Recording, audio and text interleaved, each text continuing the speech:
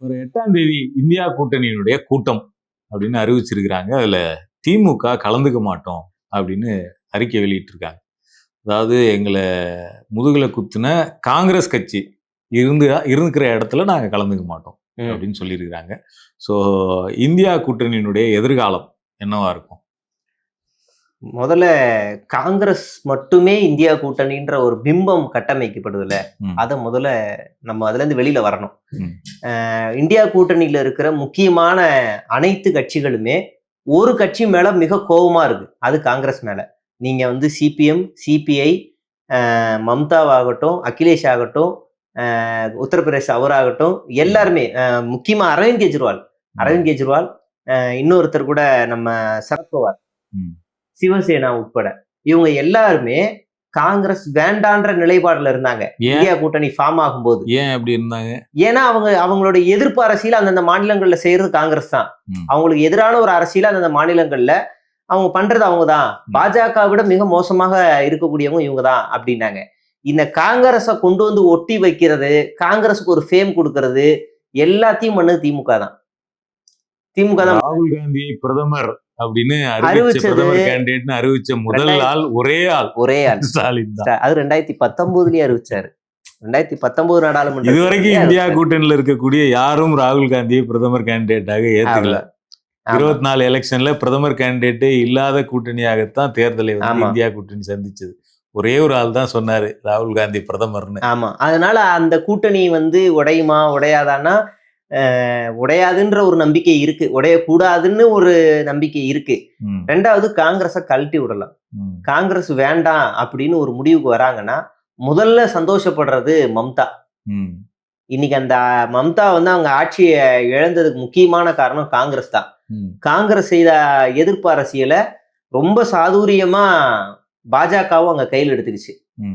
அப்ப அது காங்கிரஸுக்கா ஓட்டு போகல. இப்ப ஆனா மம்தாவுக்கும் காங்கிரஸை விட்டா வேற வழி இல்லைல்ல. இப்ப நேஷனல் லெவல்ல அவங்களுக்கு அவங்க கட்சியே உடஞ்சி சிதற மாதிரியான ஒரு மம்தாவுக்கு வந்து இந்த தேர்தல் மாதிரியே போன தேர்தல் 2021லயே மம்தா வரமாட்டாங்க, தோத்துருவாங்க அப்படின்னு சொல்லிட்டு மம்தா கட்சியில இருந்த அமைச்சர்கள், மாஜிக்கள், முக்கியமான மாநில நிர்வாகிகள் எல்லாருமே பாஜகவுக்கு தாவிட்டாங்க போன வாட்டியே. ஆனா மம்தா வந்துட்டாங்க. வந்ததுக்கு அப்புறமா இவங்க ஒரு லெட்டர் எழுதினாங்க, முக்கியமான அமைச்சர் எல்லாருமே. தண்ணி தொட்டில இருந்து குதிச்ச மீன் மாதிரி எங்களை மன்னிச்சிருங்க, திரும்ப மீனை தூக்கி தண்ணி தொட்டிலே போட்டுருங்க டிடி அப்படின்னு ஒரு மன்னிப்பு கடிதம் எழுதி கொடுத்துட்டு திரும்ப இங்க வந்தானுங்க. அதனால அந்த கட்சிக்கு அது புதுசு கிடையாது, வந்துருவானுங்க. அங்க சிபிஎம்மும் மம்தாவும் கூட்டணி வைப்பாங்களான்னு தெரியல. மம்தா வந்து என்னன்னா பாஜக எதிர்ப்பு அரசியல மிக கடுமையா செஞ்சாங்களே தவிர உள்ளுக்குள்ள இன்ஃப்ராஸ்ட்ரக்சரு, தமிழ்நாடு மாதிரியான ஒரு திட்டங்கள், வறுமையை ஒழிக்கிறது, வேலை வாய்ப்புகளை பெருக்கிறது, இந்த மாதிரியான திட்டங்களை அவங்க கோட்டை விட்டாங்க. அதுதான் அவங்களுடைய பெரிய டிராபேக். நம்ம முக்கியமா பார்க்க வேண்டியது ஒரு புது என்ட்ரி உள்ள வருது, டிவிகே. இந்தியா கூட்டணியில் இருக்கக்கூடிய மற்ற கட்சிகள் டிவிகேனுடைய என்ட்ரியை எப்படி அணுகுவாங்க? எனக்கு தெரிஞ்சு அதுவும் திமுக வெளியேறி டிவிகே வந்து புதுசா உள்ள வருது. எக்ஸ்ட்ராவா வரல, ஒரு பார்ட்டியை வெளியே தள்ளிட்டு உள்ள வராங்க. அது வந்து இந்தியா கூட்டணிக்கு ஒரு மிகப்பெரிய பலவீனத்தை கொடுக்கும். சிபிஎம் உடனே வாய் திறக்கணும். இதுல திருமாவளவனும் இதுல வந்து வாய் திறக்கணும். அவங்க தேசிய ஜனநாயக கூட்டணியில நாங்க அங்கம் வகிக்கிறோம்னு ஓப்பனா சொன்னாலுமே தாவேகா உள்ள வருது அப்படின்னா இப்போ வரைக்கும் தாவேகா பாஜக வெறுப்பு அரசியலை கையில எடுக்கவே இல்லை. அப்படின்னும் போது அது நேஷனல் லெவல்ல அந்த பார்ட்டியை உங்களுக்குள்ள கொண்டு வந்து வைக்கிறது ஒரு ஆபத்தை தரும். அதுக்கு அந்த பார்ட்டி ஜெகன்மோகன் ரெட்டி மாதிரியோ இல்ல மாயாவதி மாதிரியோ இல்ல நவீன் பட்நாயக்கா அவர் மாதிரியோ நீங்க வெளியிலே வச்சுக்கலாம். தாவேகாவை உள்ள சேர்க்கணும்னு அவசியமே கிடையாது. வந்தா சேர்த்துக்கிட்டு நீங்க எப்படி மேற்கு வங்கத்துல 3 கட்சியுமே உள்ள போட்டியிடும் தனித்தனியா. மம்தா கட்சியும் போட்டியிடும், திரிணாமுல் காங்கிரஸும் போட்டியிடும், சிபிஎம்மும் போட்டியிடும், காங்கிரஸும் போட்டியிடும், 3 தனித்தனியா போட்டியிடும். ஆனா நேஷனல் லெவல்ல வரும்போது அவங்க கூட்டணியில இருப்பாங்க. அப்படி வேணா இணைச்சுக்கிறது நல்லது. திமுகவை இழக்கிறாங்க அப்படின்னா அது எவ்வளவு பெரிய பலவீனத்தை தரும்னா பெரிய பலவீனம். ஆக்சுவலா இந்த கூட்டணியை இழுத்து பிடிச்சு இது ஆக்சுவலா ஒரு எல்லாருமே ஒவ்வொரு கருத்துடையவங்க இந்த கூட்டணியில. ஆமா, சோ இது ஒரு அலையன்ஸா ஃபார்ம் ஆகுறது அப்படிங்கிறதே ஒரு பெரிய ஒரு துண்டா இருக்கக்கூடிய கல்லெல்லாம் ஒட்ட வைக்கிற மாதிரிதான். ஆனா இதை இழுத்து பிடிச்சி கட்டி வச்சிருந்த ஃபேக்டர்ல ஸ்டாலின் ஃபேக்டர் Main அப்படிங்கிறது factor. ரொம்ப முக்கியமானது. ஆமா, அதுல சிவசேனாலாம் இந்தியா கூட்டணிக்கு வரும் தெரியுமா? அப்ப அந்த ஃபேக்டரை இவங்க இழக்கிறாங்க அப்படின்னா அதுல பெரிய சிக்கல் இருக்கு. இதுல இன்னொரு முக்கியமானது வந்து இப்ப இந்திய அளவுல ம். பிஜேபி எதிர்ப்பு அல்லது மாநிலங்களினுடைய மாநில உரிமை அரசியல் அப்படிங்கிறதுல இந்தியாவிலேயே ஸ்ட்ராங்கா முன் வச்ச கட்சியா திமுக. திமுக தான் இருந்தது. அப்போ ஒரு ஒரு இப்ப ஒன் நேஷன் ஒன் எலெக்ஷன் அப்படிங்கிறதா இருக்கலாம், அல்லது டீலிமிட்டேஷனா இருக்கலாம், அல்லது எஸ்ஐஆரா இருக்கலாம், இல்ல பாஜக கொண்டு வரக்கூடிய வேற வேற எந்த வகையான திட்டமா தொகுதி இருந்தாலும் மறுவரை. அதுல முதல் எதிர்ப்பை பதிவு செய்து அதை ஸ்ட்ராங்கான எதிர்ப்பா பதிவு செய்யற வேலையை திமுக டிஎம்கே தான் பண்ணுச்சு. பண்ணியிருக்கு. அதே மாதிரி இப்ப டீலிமிட்டேஷனுக்குலாம் சவுத் ஸ்டேட்ஸ் எல்லாரையும் ஒண்ணா சேர்த்து ஈவன் பஞ்சாப் உள்ள கொண்டு வந்து ஒரு பெரிய கான்ஃபரன்ஸ் நடத்தினாங்க. டீலிமிட்டேஷன் மசோதாவை எரிச்சு போராட்டத்தை இந்தியாவிலேயே முதல் முறையாக அறிவிச்சாங்க. இப்படி எல்லாத்துலயுமே ஒரு ஒரு ஒரு பாஜக எதிர்ப்பு அப்படிங்கிறதுல எப்படி இருக்கணும் அப்படிங்கிறதுக்கு தமிழ்நாட்டை முன்மாதிரி மாநிலமாக வச்சிருந்ததை திமுக திமுக. பண்ணியிருக்கு. அப்ப அப்படிப்பட்ட ஒரு சக்தியை இழந்துட்டு அந்த இடத்துல பாஜக எதிர்ப்பை பேசுவதற்கே தயக்கப்படுகிற ஒருத்தரை உள்ள வைக்கிறது அப்படிங்கிறது வந்து அந்த இழுத்து பிடிச்சி வச்சிருக்கக்கூடிய எனக்கு தெரிஞ்சு- கைரா டிஎம்கேவோட இடத்த டிவிகேவால ரீப்ளேஸ் பண்ண முடியாது, வாய்ப்பு இல்ல. ஏன்னா அவங்களுக்கே அந்த மெச்சூரிட்டி கிடையாது. எனக்கு தெரிஞ்சு ஒருவேளை தாவேகா உள்ள சேர்த்து திமுக வெளியேற்றுறாங்க அப்படின்னா அந்த கூட்டணி உடையறதுக்கு நிறைய வாய்ப்புகள் இருக்கு. அப்படின்னா இந்தியா கூட்டணியில காங்கிரஸ், தாவேகா, சிவசேனா வாய்ப்பு இருக்கு. சிவசேனாவுடைய சஞ்சய் ராவத் வந்து இன்னைக்கு ஆமா. டிவிகே உள்ள வர்றதை ஆதரிச்சு மாதிரி அதனால அவங்க போறதுக்கு வாய்ப்பு இருக்கு. மற்றபடி மூணாவதா இன்னொரு அணி மறுபடியும் ஒண்ணு சேர ஆரம்பிக்கும். அது காங்கிரஸ் அல்லாத ஒரு அணியா உருவாகும். அதுல நிச்சயமா சிபிஐ, சிபிஎம் சந்தோஷமா வருவாங்க. காங்கிரஸ் நம்ம கூட்டணியில இல்லைன்னா அவங்க ரொம்ப சந்தோஷமா வருவாங்க. ஏன் அப்படின்னா சிபிஎம் பொறுத்த வரைக்கும் கேரளாவுல ரொம்ப ஒஸ்டா டீல் பண்ணது வந்து காங்கிரஸ். ராகுல் காந்தி அவர் வந்து சிபிஎம் தன்னை எதிர்த்து நிக்குதுங்கிற ஒரே காரணத்துக்காகவே சிபிஎம்மும் பாஜகவும் கூட்டணி வச்சு நிக்கிறாங்க. அபத்தமான ஒரு ஒருங்கிணைந்த புரிந்துணர்வோட இருக்காங்க. அப்ப ரொம்ப சந்தோஷமா சிபிஎம், சிபிஐ வரும். இதை தாண்டி ஒருத்தர் வந்துட்டேன்னு முதலா ஓடி வருவார் அரவிந்த் கெஜ்ரிவால். குற்றம் சாட்டுறது முக்கியம் இல்ல, பாஜகவோட சிபிஎம் கூட்டணியில இருக்குதுன்னு யார் ஒன்னா பிஜேபியோட பி டீம்னு சொல்லலாம். அது யார் சொல்றா? ஆனா உங்களோட நேஷனல் லெவல்ல அலையன்ஸ் இருக்குல்ல, அவங்கள கூட அலையன்ஸ்ல வச்சுக்கிட்டே நீ பிஜேபி கூட்டணியில இருக்கிறேன்னு சொன்னா அது எப்படி அது கூட்டணி கெமிஸ்ட்ரி அதுக்கு பேரு? அப்ப அவங்க என்ன சொல்லியிருக்காங்கன்னா இந்த 8ஆம் தேதி கூட்டத்துக்கு வரமா இல்லையான்னு யோசிச்சு சொல்றோம்னு சொல்லியிருக்காங்க. போகக்கூடாது. போகாம நான் இந்த ஒரு அணி உருவாக வாய்ப்பு இருக்கு. நீங்க திமுக, சிபிஎம், சிபிஐ, அரவிந்த் கெஜ்ரிவால் முதலா ஓடி வருவார். அவர் எப்போ இந்தியா கூட்டணி விலகிட்டாரு. காங்கிரஸ் அல்லாத ஒரு கூட்டணி உருவாகுதுன்னா முதலா வருவார். அவருக்கு பஞ்சாப்ல எலெக்ஷன் வேற இருக்கு. பஞ்சாப்ல அவர் எதிர்த்து நிக்க போறது காங்கிரஸ். சோ அவர் வந்து வர்றதுக்கான வாய்ப்புகள் நிறைய இருக்கு. 3ஆம் அணி ஒண்ணு உருவாகிற பட்சத்தில் வரும். காங்கிரஸை நம்பி இன்னைக்கு நடுத்தருவுல நிக்கிற பீகாருடைய எதிர்கட்சி அவரு லல்லு பிரசாத். அவர் வந்து போன எலெக்ஷன்ல பீகாரினுடைய சிங்கிள் லார்ஜஸ்ட் பார்ட்டி. ஆமா, அவர் வந்து ஆட்சி அமைக்கல, ஆனா சிங்கிள் லார்ஜஸ்ட் பார்ட்டி வந்து தேஜஸ்வி யாதவ் தான். காங்கிரஸ் எவ்வளவு சீட்டு வாங்குச்சு தெரியுமா? 70 சீட்டு வாங்குச்சு. ஜெயிச்சது 2 ஜெயிச்சது. அப்ப அத நடுத்தருவுல நிப்பாட்டின கட்சி எதுனா காங்கிரஸ் தான். அப்ப அவர் முதல்ல அவர் 2வது ஸ்டாலின் அங்க போய் கேம்பெயின் பண்ணிருக்காரு. இதே மாதிரிதான் உத்தரப்பிரதேசலயும் கேட்டாங்க போன எலெக்ஷன்ல. ஆமா, அகிலேஷ் அதெல்லாம் முடியாதுன்னு சொல்லிட்டாப்புல. தனியா நின்னாங்க. எத்தனை தொகுதினா 400 தொகுதி, 399 தொகுதி நினைக்கிறேன். தனியா நின்று ஜெயிச்சது வந்து நீங்க சொன்னதே 2. அப்ப அவங்களும் வர்றதுக்கு நிறைய வாய்ப்பு இருக்கு. அவங்களும் பிடிவாதமா இருப்பாங்க. 2027 உத்தரப்பிரதேசத்துல சட்டமன்ற தேர்தல். ஆமா, அப்ப இதே மாதிரி எங்களுக்கு 100 வேணும், 60 வேணும் அப்படின்னு கேட்டா தயவு செஞ்சு போயிடுங்க, கிளம்பிருங்க, மீண்டும் வராதீர்கள். சிபிஎம், சிபிஐ, திமுக, அரவிந்த் கெஜ்ரிவால் 1, பீகார்ல 1, அப்புறம் உத்தரப்பிரதேசல 1, 6 ஆயிருச்சு. இது இல்லாம எந்த அலையன்ஸ்லயும் சேராம சில பார்ட்டிகள் நிறைய இருக்காங்க. நவீன் பட்நாயக் வருவாரு. அவரை நம்ம கன்வின்ஸ் பண்ணா காங்கிரஸ் அல்லாதன்னு சொன்னாக்கா அங்க வரதுக்கு வாய்ப்புகள் நிறையவே இருக்கு. ஜெகன்மோகன் ரெட்டியும் காங்கிரஸ் அல்லாத, காங்கிரஸ் மேல ஒரு வெறுப்புல இருக்கக்கூடிய ஆளு தொடர்ச்சி. ஆமா, அப்ப அவரையும் பண்ணிருக்காங்க. ஜெகன்மோகன் ரெட்டிய உள்ள அலைன்ஸ்குள்ள கொண்டு வர முடியும். அவரை உள்ள கொண்டு வரலாம். சந்திரசேகர் ராவ் இருக்காப்ல, மாயாவதி மெயினா உள்ள கொண்டு வரலாம். அவங்க சந்திரசேகர் ராவ் வந்து இப்ப காங்கிரஸ் அங்க ஆட்சிக்கு வந்திருக்கு. அப்ப அவங்களுக்கு எதிர்கட்சியா இருக்கனால அவங்கள உள்ள வர்றதுக்கான வாய்ப்புகள். 8 பார்ட்டியா இருக்கு. சரத்பவார் மெயினா மறந்துருக்கோம். அஜித் பவாருடைய மரணத்துக்கு அப்புறமா அங்கிருந்து பல பேர் சரத்பவாரோட இணையறாங்க. சரத்பவாருக்கு வந்து இந்தியா முழு இந்த கரும்பு விவசாயிகள் இருக்காங்கல்ல, அவங்களுடைய தொடர்பு வந்து அவர்கிட்ட நிறைய நெருக்கமா இருக்கு. அவர் சொன்னாருன்னா ஒரு பெரிய ஒரு இம்பாக்ட் கிரியேட் ஆகும். மராத்தா சிங்கம்னு சொல்லுவாங்க அவரை. ஆமா ஆமா. அப்ப அவரை உள்ள கொண்டு வந்தா ஒரு பெரிய பலம் இருக்கும். ஒரு 9 பார்ட்டி இப்பயே ஆயிருக்கு. ஆக்சுவலா அது ஒரு மாநிலங்களின் கூட்டணியா இருக்கும் அப்படிங்கிறது ரொம்ப இம்பார்ட்டன்ட். அப்படி ஒண்ணு அமைஞ்சதுன்னா ஒரு தேசிய அந்த ஆதிக்கம் இல்லாத மாநில உரிமை சார்ந்த ஒரு கூட்டணியா இருக்கும். ஆம் ஆத்மி கட்சி தேசிய கட்சின்னு சொல்லிக்கிட்டாலுமே அவங்க இப்போதைக்கு இருக்கிறது ஒரு ஸ்டேட் தான், பஞ்சாப் மட்டும்தான்.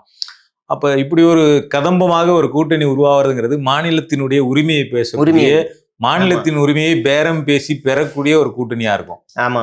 அப்ப இந்த கூட்டணி கட்சிகள்லயே ஆக்சுவலா இந்தியாவுல மத்தியில் கூட்டாட்சின்ற திமுகவினுடைய முழக்கம் இருக்கு இல்லையா, மத்தியில் கூட்டாட்சின்னு, அந்த முழக்கத்தை நிறைவேற்றுவதற்கான ஒரு கூட்டணியா இந்த கூட்டணி இருக்கும். மாநில கட்சிகள் மட்டுமே ஒரு கூட்டணியா, காங்கிரஸ் பிஜேபி அல்லாத ஒரு மாநில கட்சிகள் ரொம்ப சந்தோஷப்படுவாங்க எல்லாருமே. அப்பா இந்த கருதம் முடிச்சவங்க இல்லைன்னா நம்ம முன்னாடியே வந்துருவோம் அப்படின்னு முதலா சேருவாங்க. இது இல்லாம நம்ம ஒவ்வொரு மாநில கட்சிகளை சொல்றோம்ல, அந்தந்த கட்சிகளுக்கும் கூட்டணி கட்சிகளா சிறு சிறு கட்சிகள் உள்ள இருக்கிறாங்க. அகாலித்தனம்லாம் இன்னும் அதிருப்தியில இருக்கிறாங்க. அவங்களையுமே இந்த கூட்டணிக்குள்ள கொண்டு வரலாம். விவசாயிகளுடைய பெல்ட் அவங்ககிட்ட பெருசா இருக்கு, அவங்கள உள்ள கொண்டு வரலாம். அப்புறம் இந்த ஹஸ்பண்ட் அண்ட் ஒய்ஃப் எம்பியா இருப்பாங்க பாஜகவோட கூட்டணியில, அவங்களும் அதிருப்தியில இருக்காங்க நினைக்கிறேன், பஞ்சாப்ல இருக்காங்க நினைக்கிறேன். அவங்கள கூட பேர் மறந்துட்டேன். அந்த கட்சி கூட்டணிகளை உள்ள கொண்டு வரலாம். காங்கிரஸ் வந்து ஒரு இமேஜை கொடுத்தது, மிகப்பெரிய வரலாற்று பிள்ளையை செஞ்சது திமுக தான். இனிமே அந்த தவறை அது செய்யாதுன்னு நம்மளால நம்ப முடியும். ஏன்னா ஒரு கட்சி வீழ்ந்துகிட்டே இருக்கு, ஒரு கட்சி வளர்ந்துகிட்டே இருக்கு அப்படின்னு பிரிக்கிறோம். ஒண்ணு வளர்ந்த கட்சியில பாஜக, வீழ்ந்த கட்சியில காங்கிரஸ். 2016 இருந்து அந்த கட்சி தோத்ததுக்கு மெயினான காரணமா பார்த்தோம்னா உட்கட்சி மோதல் மட்டும்தான். பல தேர்தலில் உட்கட்சி மோதல்னால மட்டுமே அந்த கட்சி போயிருக்கு. ஃபர்ஸ்ட் மத்திய பிரதேஷ் 2020 உட்கட்சி மோதல்னாலே கமல்நாத் தோல்வி அடைகிறாரு. 2019 மிகப்பெரிய கோஷ்டி பூசல். உட்கட்சி மட்டும் இல்ல, இந்த இது மாதிரியே ஒண்ணு நடந்தது இப்ப அதிமுகவுக்கு நடக்குது இல்லைங்களா, அதேதான் அப்படியே நடந்துச்சு கர்நாடகாவில் காங்கிரஸுக்கு. மத்திய பிரதேசத்திலயும் நடந்துச்சு. எங்கேயும் போவேணாம், தமிழர்கள் தமிழ் தெரிஞ்ச எல்லாருக்குமே தெரியும். பாண்டிச்சேரியில 2021 என்ன நடந்துச்சு?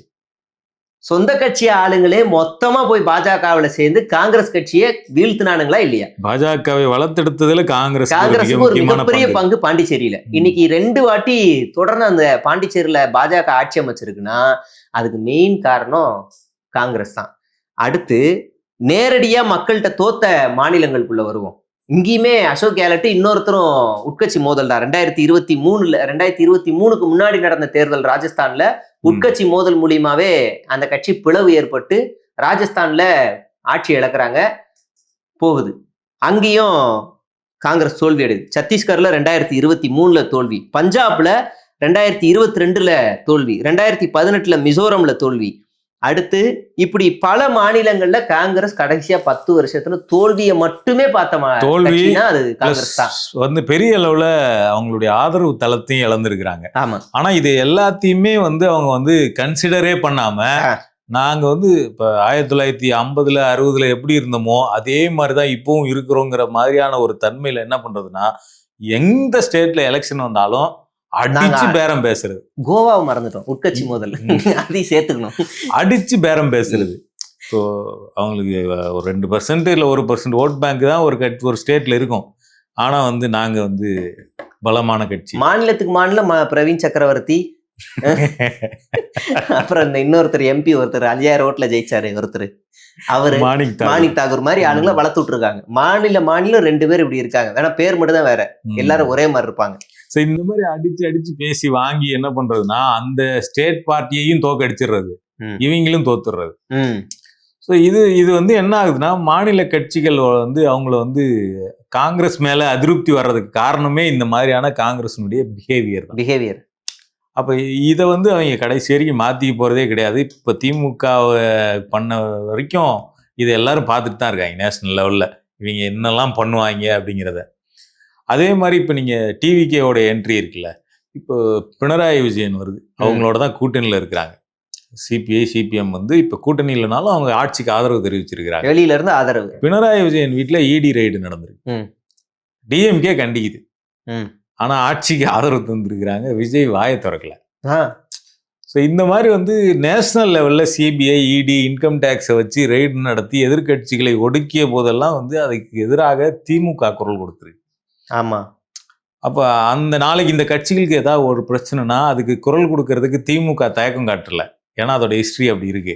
ஆனா டிவிக்கே வாயை திறக்குமா அப்படிங்கிற கேள்வி. கேள்விக்குறி. இப்ப இந்த அப்ப இந்த கட்சிகள் வந்து டிவிகேவினுடைய என்ட்ரிய அவங்க ஜெயிச்சிருக்கிறாங்க, ஒரு நம்பர்ஸ் வரும் அப்படிங்கிற அடிப்படையில வேணும்னா ஒரு பாசிட்டிவா பார்க்க முடியுமே தவிர, பட் பாஜக எதிர்ப்பணியை கட்டுவதற்கு திமுகவை இவங்க ரீப்ளேஸ் பண்ண முடியுமா அப்படின்னு யோசிச்சாங்கன்னா நிச்சயமா அவங்க முடியாதுங்கிறது தான் அவங்களுக்கு கிடைக்கிற பதிலா இருக்கும். ரெண்டாவது, காங்கிரஸ் தமிழ்நாட்டுல வளர்ந்ததுல மெயின் பங்கு திமுக தான் இருக்கு. திமுக வந்து இந்த ஒரு தேர்தலாம் ஜெயிச்சிச்சு, அடுத்த தேர்தலில் தோத்துருச்சுன்னு இங்க ஒரு பெரிய கட்டமைப்பு உருவாக்குறாங்க. லூசு பயிலுங்க அவங்களுக்கு தெரியாது. 2019 ஒரு இடைத்தேர்தல் வருதுங்க. அதுல அதிக இடங்கள்ல ஜெயிச்சது திமுக. அதே 2019 நாடாளுமன்ற தேர்தல் வருது. ஒன்ன தவிர மீதி எல்லாத்துலயுமே திமுக ஜெயிக்குது. அந்த ஒண்ணு இப்ப நமக்கு இப்ப திமுக தான் இருக்காரு. அடுத்து மறுபடியும் 2021 சட்டமன்ற தேர்தல், ஊரக உள்ளாட்சி தேர்தல், நகராட்சி தேர்தல், 2024 நாடாளுமன்ற தேர்தல், ஃபுல் ஸ்வைப் 40. இப்படி அடுக்கடுக்கான வெற்றிகளை பார்த்துட்டு அதுக்கப்புறமா தான் தோல்வியை தழுவுது. இப்ப இந்த தேர்தல்ல எல்லா இடத்துலயும் திமுக காங்கிரஸ் கொடுத்த பங்கு இருக்குல்ல, மற்ற கூட்டணி கட்சிகளை விட காங்கிரஸுக்கு தான் நிறைய கொடுத்துச்சு. மேயர் வரைக்கும், இங்க எம்பி வரைக்கும் எல்லாமே கொடுத்தது. 9 எம்பி சீட் அப்படிங்கிறது காங்கிரஸுக்கு வந்து எந்த மாநிலத்திலயுமே எந்த கட்சியும் அவ்வளவு கொடுக்கல. அதை ஓப்பனா சொல்லிடணும். அவ்வளவுதான். இங்க மட்டும் தான் கொடுத்து தொலைஞ்சிட்டீங்க. இனிமே 9 எம்பி சீட்டுங்கிறத நீங்க எம்எல்ஏ சீட்டுக்கு கன்வெர்ட் பண்ணீங்கன்னா 9×6 54 எம்எல்ஏ சீட் வாங்குற அளவுக்கான கட்சி தான் காங்கிரஸா? அவ்வளவுதான். இல்ல அவ்வளவு பெரிய கட்சியான்னு கேக்குற. இப்ப இதுல இன்னொன்னு இருக்கு. நாம இனிமே வந்து இந்த 9 இடைத்தேர்தல் வரப்போகுது. இப்போ அந்த வைகோவும் ராஜினாமா பண்ற ஸ்டேஜுக்கு போயிட்டாரு அப்படின்னா ஆல்மோஸ்ட் வந்து 4 பேர் ராஜினாமா, விஜயோட சேர்த்து 5, விஜயபாஸ்கரும் சிவி சண்முகமும் 2 பேர் ராஜினாமா பண்ண போறாங்க. வைகோலையும் 2 பேர் ராஜினாமா பண்றதுக்கு பிளான் நடக்குது. 9 வருது. இந்த 9ல 4-5 சீட்டை மறுபடியும் காங்கிரஸ் கேக்குது. விசில் சின்னத்திலே போட்டியிடுறோம் வரைக்கும் பேரம் பேசுறாங்க. ஏற்கனவே ஒரு ராஜ்யசபா சீட்டையும் வாங்கியாச்சு. திமுக ஒரு ராஜ்யசபா சீட்டு வாங்கிட்டு அங்க போயிட்டு காங்கிரஸ்ல ஒரு ராஜ்யசபா சீட்டு, ரெண்டுமே ஃப்ரீ. எப்பயும் 1 வாங்கினா 1 ஃப்ரீன்னு சொல்லுவாங்க. எதுவுமே வாங்காம 2 ஃப்ரீ. இப்படி ஒரு இழிச்சவாயின்னு நமக்கு ஸ்டேட்டுக்கு இருந்தா நம்ம எப்படி இந்திரா காந்தி நம்ம நேரு இருந்த மாதிரி காங்கிரஸை நம்ம வலுப்படுத்தலாம். எலெக்ஷனுக்கு முன்னாடி கூட்டணியில ஒரு சீட்டு, எலெக்ஷனுக்கு அப்புறம் கூட்டணியில ஒரு சீட்டு, ஒரு 2 மாச கேப்ல 2 எம்பி. இப்படி ஒரு கூட்டணி, ஒரு இழிச்சவாய் நமக்கு கிடைக்கணும். எப்படியாவது உள்ளாட்சி தேர்தல்ல ஒரு 10 மேயர் வரைக்கும் எப்படி 2 எம்பி சீட்டை எங்களுக்கு கொடுத்தீங்களோ அதே மாதிரி என்ன தூக்கி பிரதமர் பதவியில உட்கார வச்சிருக்கேன் அப்படின்னு ஆசை காட்டிருக்காங்க. நம்ம ஒண்ணும் இல்ல, ரொம்ப சிம்பிளா கேட்போம். காங்கிரஸ், தமிழ்நாடு காங்கிரஸ் செல்வ பெருந்தையே இருந்தாலும் பரவாயில்ல, தமிழ்நாடு காங்கிரஸ் இதுவரைக்கும் பாஜகவை எதிர்த்து கடந்த 10 வருஷத்துல எப்ப போராட்டம் நடந்துச்சு? ஒண்ணுமே கிடையாது. ராகுல் காந்திய தகுதி நீக்கம் பண்ணப்ப ஏதோ 2-3 இடத்துல 4 பேரு கேஎஸ் அழகிரி டிரைவரோட சேர்த்து 4 பேரு ரயில் மறைச்சாங்க. அந்த ரயிலை மறைச்சிட்டு அதே ரயில் ஏறி வீட்டுக்கும் போயிட்டாங்க. அவ்வளவுதான் நடந்துச்சு. ஆனா அதுக்கு விடிய நாடாளுமன்றத்துல திமுக எம்பிகள் போராட்டம் நடத்தினாங்க. இங்க தமிழ்நாட்டுல சிபிஎம்ல இருந்து எல்லாரும் போராட்டம் நடத்திக்கிட்டு இருந்தாங்க. கூட்டணியாக சேர்ந்து போராட்டம் நடத்தினீங்கன்னா எங்களுக்கு வசதியா இருக்கும். அதுலயே இன்னொரு ட்விஸ்ட் என்னன்னா, ராகுல் காந்தி கைது செய்யப்பட்டு சில நாட்களுக்கு அப்புறமா தான் இங்க கேஎஸ் அழகிரி போராட்டமே நடத்தினாரு. அந்த அளவுக்கு ஒரு சொற்ப கட்சி தான் காங்கிரஸ். இது வரைக்கும் அறிக்கையில மட்டுமே எதிர்ப்பு தெரிவிச்சுட்டு இருந்தாங்க. களத்துல போராட்டம் நடத்தினாங்க தெரியுங்களா? அது விசிலுக்கு கொடுமை. இதெல்லாம் வந்து சொல்றதுல டிவிக்கு ஆட்சி அமைக்க விட மாட்டாங்கன்னு டிவிக்கே பேசல, ஆளுநருக்கு எதிரா. இந்த நேரத்துல நீங்க என்ன பண்ணணும்னா, பராசக்தியை ரீரிலீஸ் பண்ணி அந்த ஒரு கேரக்டர் பக்தவாச்சலம் தான் அப்படின்னு ஆணித்தரமா சொல்லி நீங்க ரிலீஸ் பண்ணுங்க. அந்த பக்தவாச்சலம் காங்கிரஸ் கட்சி தான் தமிழ்நாட்டுக்கு மிகப்பெரிய துரோகம் பண்ணாரு, மாநில உரிமைகளை பறிச்சாரு அப்படின்னு ஒரு ரிலீஸ் பண்ணுங்க. அப்ப காங்கிரஸோட பிம்பம் முறையும். அப்ப ஒண்ணும் இல்ல, நம்ம காங்கிரஸ் வந்து ஆட்சி அதிகாரத்துல கேக்குதுல்ல, ஆட்சி அதிகாரம் எங்களுக்கு வேணும் கேக்குதுல்ல, அதுக்கும் விசிகா கேட்கிற ஆட்சி அதிகாரத்துக்கும் 2த்துக்கும் பின்னாடி இருக்க அரசியல் வேற. அதை புரிஞ்சுக்கிட்டாலே நமக்கு வந்து தெளிவாயிரும். ஏன் நீங்க விசிகாவை குறை சொல்லல, அதுவும் தானே போயிருக்கு காங்கிரஸ் மாதிரின்றாங்க. இங்க விசிகாவும் திமுகவோட ஒரு உடன்பாடு இருக்குல்ல, இங்க வந்து திமுக கண்டன அறிக்கை வெளியிடவும் விசிகாவை கண்டிச்சு வெளியிடல, காங்கிரஸ் தான் கண்டிச்சாங்க. இவங்க ஏன் கண்டிக்கல, இவங்க சொல்லிட்டு தான் போனாங்க, நாங்க போறோம் அப்படின்னு சொல்லிட்டு தான் போறாங்க. கடைசி வரை பேச்சுவார்த்தை நடத்தினாங்க, சொல்லிட்டு நாங்க போறோம்னு சொல்லிட்டு போனாங்க. சரி போயிட்டு வாங்க, இவங்களும் வழி அனுப்பிச்சு வச்சாங்க. ஆமா. ரெண்டாவது, நாங்க எப்போதுமே பாஜக எதிர்ப்பு அரசியல தொடர்ந்து உங்களோட தான் நாங்க போராடுவோம், அதுல எந்த மாற்று கருத்துலன்னு சொல்லிட்டு தான் போறாங்க. அப்ப ஸ்டாலினும் அவங்க 2 பேருக்கு வாழ்த்து சொல்லியிருந்தாரு.